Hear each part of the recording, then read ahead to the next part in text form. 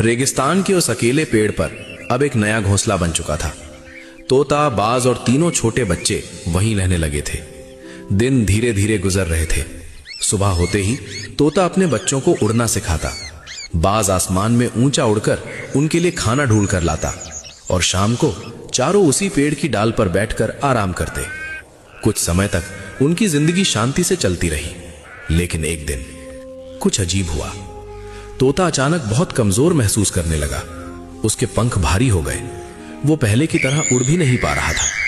बाज ने चिंता से पूछा, क्या हुआ दोस्त? तोते ने हल्की आवाज में कहा, शायद मैं बहुत थक गया हूं। पहले तो बाज को लगा ये बस थकान है, लेकिन अगले दिन तोते की हालत और बिगड़ गई। अब वो घोंसले से उठ भी नहीं पा रहा था। तीनों बच्चे घोंसले के पास बैठकर उसे देख रहे थे। माँ, माँ, वे मासूम आवाज में पुकार रहे थे। बाज परेशान था। उसने हर तरह से कोशिश की कि तोता ठीक हो जाए, लेकिन बीमारी दिन ब दिन बढ़ती ही जा रही थी। और फिर एक सुबह जब सूरज की पहली किरण रेगिस्तान की रेत पर पड़ी, तोता बिल्कुल शांत पड़ा था। उसकी सांसें अब हमेशा के लिए रुक चुकी थीं। तीनों छोटे बच्चे समझ नहीं पाए क्या हुआ। वे अपनी मां के पास बैठकर रोने लगे।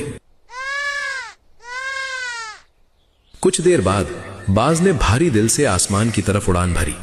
शायद वो इस दर्द को और नहीं सह पाया और कुछ ही समय में वो भी उस जगह को छोड़कर दूर कहीं चला गया। अब उस पेड़ के घोंसले में तीनों छोटे बच्चे अकेले रह गए थे।